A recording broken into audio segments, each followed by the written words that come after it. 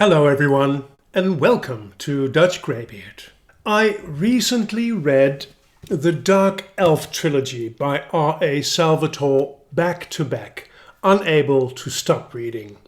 The first book, Homeland, took me the longest with 7 days, but I binged each of the other two in 3 to 4 days, which is fast for me. If ever I will make a video about palate cleansers, this trilogy most definitely will make an appearance. This series is part of the Dungeons & Dragons Forgotten Realms franchise.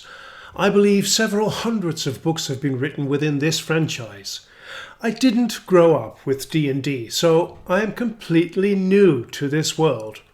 Also, I cannot differentiate between D&D and these books written by R.A. Salvatore. To me, it is all brand new. This reading experience will be free of spoilers. Let's have a look at each book separately, starting with Homeland. I read the 343 pages between the 22nd and 29th of May. Let me briefly tell you what the story is about. Drizzt Do'Urden is born into the harsh and extremely violent society of the Dark Elves or Drows in the subterranean city of Menzoberranzan. Women are the dominant sex, and all the powerful noble houses strive after power, which results in intrigue, treachery, and violence. They worship the spider goddess Lolth. As a male within the Do'Urden family, Drizzt is subservient to his sisters and mother. From early on, it is clear that his moral compass sets him apart from his ruthless kin. The same thing goes for his father, Zaknafein, or I don't know how you pronounce that, Zaknafein, who is a master swordsman.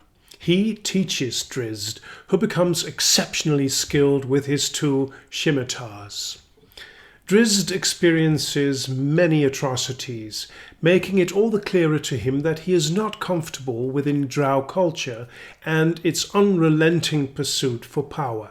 He strongly questions the legitimacy of Lolth's teachings. At the beginning, the many and complex names and terminology were a bit disorienting. In the first couple of pages alone, we are treated to Menzoberranzan, Do'Urden, which is short for Deamon Na'a, well, you can read it here, Arachtinelith Mele Machthiri. Anyway, this didn't help to get into the story, but at the same time, it wasn't that disturbing or distracting. I trusted that if any of these names were important to the story, they would return. The striving for power reminded me of the society portrayed in the Empire Trilogy by Feist and Wirtz, although the political intrigue in that series is more intricate than over here. The matriarchal society of the Drows seemed much worse than our current patriarchal society is. Nothing of the feminine qualities, such as wisdom and empathy, are present in the female Drows. I was also briefly reminded of the harsh society in Red Rising by Piers Brown. After I finally got into the story, and after some 40 pages, I found that I was familiar with this completely new world already. Even though politics and hunger for power are not my favorite themes, I was enjoying myself. The politics are very well done and weren't tedious at all. Also, the many fighting scenes were surprisingly tolerable for me, no doubt because of the contrast with Drizzt's moral compass. One of the characters suffers from having to kill children. His memories of that deed reminded me of the similar struggle Dalinar went through in Brandon Sanderson's Stormlight Archive. On page 144, I found a perfect description of what makes the people in this world tick. They live with the belief that anything is acceptable if you can get away with it, that self-gratification is the most important aspect of existence, and that power comes only to she or he who is strong enough and cunning enough to snatch it from the failing hands of those who no longer deserve it. Compassion has no place in Menzo Berranzan. Near the end of this book, one of the developments seemed illogical to me, when Zegnaphane and Drizzt categorically keep misunderstanding each other.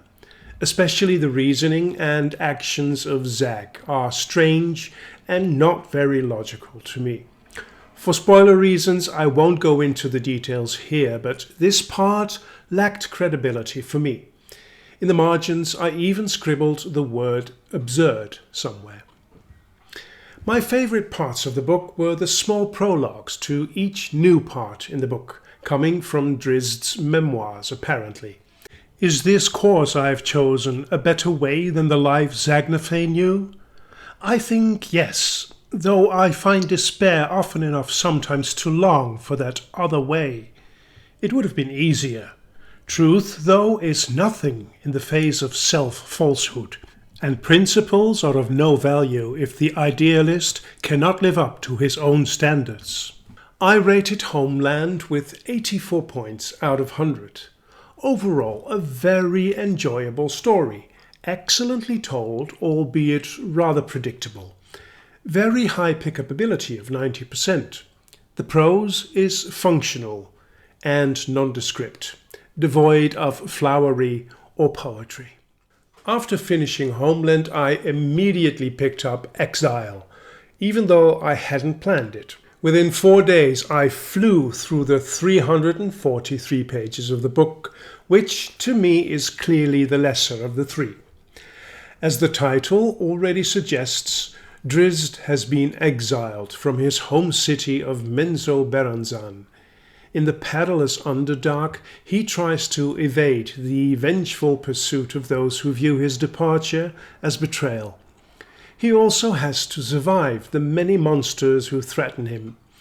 In his pursuit of a place for himself, Drizzt struggles with inner conflict and loneliness. Some sequences within this book strongly feel like filler material, which needlessly slows down the story. Another fighting sequence with a monster, or a detour without any consequences for the story. This is not very surprising, given the fact that all three books have around 343 pages. Striving for a certain word count means that the story doesn't get the number of pages it needs, but that it has to be written to a certain number of pages. The word count is leading over the story, and I felt that at times in this book, especially with most of part 3. Story-wise, that could easily have been skipped. Like in the first book, the introspective reflections by Drizzt preluding each new part of the book are my favorite. We are all prisoners at one time or another in our lives, prisoners to ourselves or to the expectations of those around us. Surprisingly, I found a truly beautiful piece on page 282. You speak of the earth as though it is some sentient being, Drizzt remarked. It is, Dark Elf, replied Belvoir, for those who can hear it. I very much enjoyed the friendship between Drizzt and Belvoir. I rated Exile with 79 points out of 100, so I definitely enjoyed reading this book, even though the prose, again, is efficient, correct, and functional at best. It focuses on progressing the story and not on ornate literary flourishes. Nothing in the story is very surprising because the author clearly hints of events to come well in advance. For me, Exile is clearly a less interesting story than Homecoming. The third book in the Dark Elf Trilogy, Sojourn, took me only 3 days to read. Even though I enjoyed the coming of age in the first book more, this is the most elaborate and interesting story of the 3 books. Drizzt tries to find a home on the surface, which turns out to be extremely difficult for many reasons.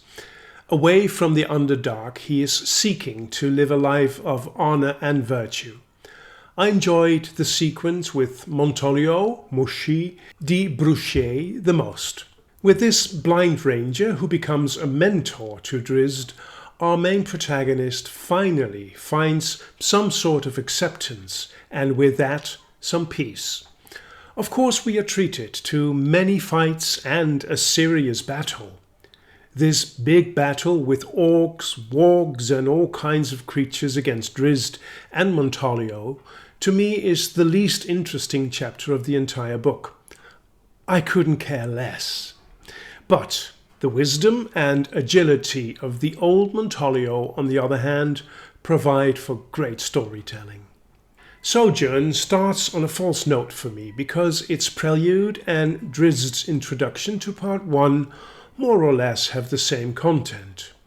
This and some later sloppy writing should have been edited better.